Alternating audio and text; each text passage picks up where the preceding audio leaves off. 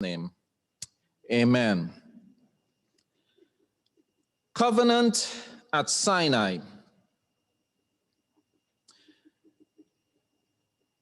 I have attached a few different, or not different, but other topics, such as a covenant of salvation, or descriptions, a covenant of salvation, a covenant of grace. I see also in the lesson parallels to our personal salvation experience, and also relationship dynamics that exist between God and humanity. And so I want us to keep these 4 points in our minds as we go through the lesson review. 1, the covenant of Sinai is also a covenant of salvation. 2, it's a covenant of grace. It parallels our personal experience in salvation. And 4, it highlights the relationship dynamic of God and his people. I like to begin by asking a question.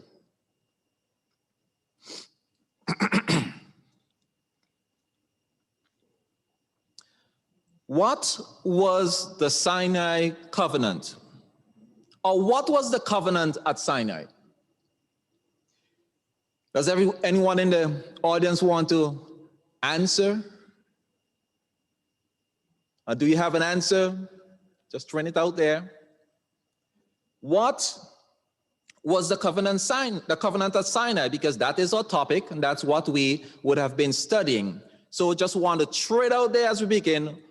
What do you think was the covenant at Sinai? Yes, Sister Evans.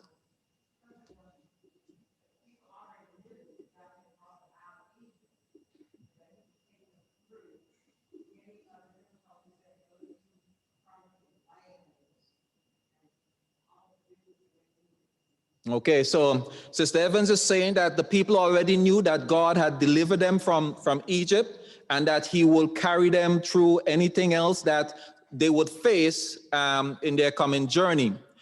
Okay, and so that's one aspect. That's a good description of the covenant.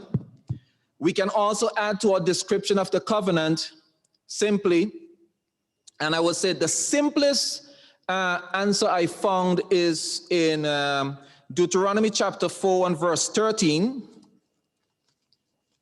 Deuteronomy chapter 4 and verse 13. See if I can find that here. And it says, I think I need to put on the reading glasses and stop denying the fact.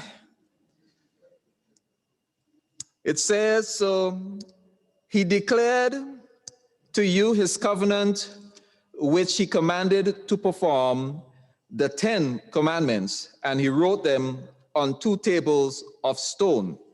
Now, that is the simplest answer to what the Sinai covenant is. But as Sister Evans shared, there is more to that covenant description. And so we will, as we go through the lesson review, we will develop on that and see what is this broader aspect or description of the covenant at Sinai.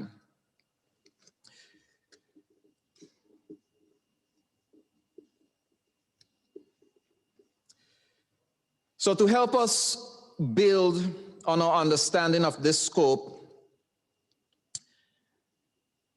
I would pose yet another question. Why was a covenant between God and the people of Israel a necessity? Why was a covenant between God and Israel at Sinai a necessity? Why did he need to have a covenant established with them? From the lesson, anyone? What thoughts come to mind as to why you think God needed to establish this covenant with Israel at Sinai? Yes? They had forgotten Ah, while in bondage what God required of them. So it was an additional way of writing it not on both on the tables of stone and on their hearts as well. all right. And so I know that those of us online may not be hearing, so what is being said by the members in our congregation right now. So Sister Evans says that the people had forgotten. And so here they are, and so we need to have a quick prelude to Sinai. How do we get to Sinai? And so the people had forgotten. Why had they forgotten? They had forgotten because they were in Egypt for some 400 years. And during the 400 years under Egyptian slavery, it meant that the influence of idol worship, the forced labor, after a period of 400 years would have meant that they would have strayed away from the ideals that God had established already in his covenant with Abraham. And, well, Noah. And yes, even before the flood, Adam. Because it's not a matter of many covenants, it's really one overarching covenant, which really is the covenant of salvation. But it's just that at different points in history, God has to repeat it. And he has to encourage us by again revealing himself through covenant, because he wants so much to be with us. And so he is constantly reminding us and encouraging us and let us know, I am a God who never changes. This is what I promise. I promised to Adam that I am going to send a deliverer. Hence it is called the everlasting gospel. And we will read that he is establishing an everlasting covenant with Abraham. And so after 400 years, of slavery, God needed to remind Israel of his covenant relationship with them. And so the usual dynamics of salvation takes place. God initiates and restores the relationship by renewing the covenant he had made with Abraham, Isaac, and Jacob. The people of Israel were then responsible for fulfilling their part of the covenant.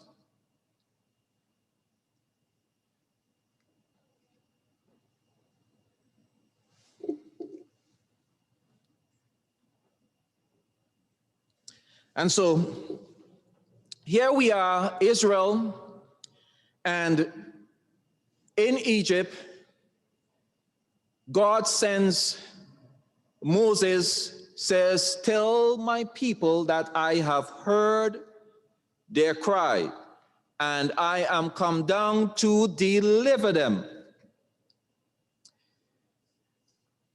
We know most of those stories from memory.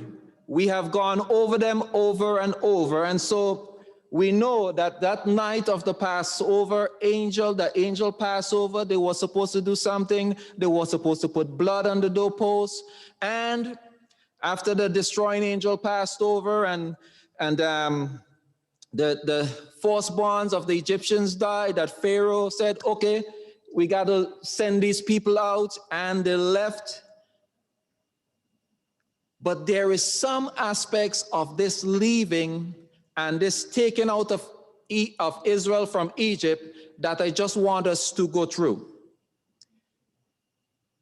So in preparing for the Sinai covenant, God does two loving acts as he brought Israel out. And for those who wish to follow along in your lesson guide, this would be touching in on Sunday and Monday's lesson. The two things that God does. One, God gets close to human beings. And secondly, God redeems humankind. So the two acts that God did as he prepared Israel to get to Sinai is that he gets close to human beings and God redeems humankind. So I have another question. What did Israel do to deserve? What did Israel do to deserve God getting close to them and delivering them from Egyptian bondage? What is it that Israel do? What is it that they were doing in Egypt that made them such a special people that God just couldn't help himself but say, let me go down and deliver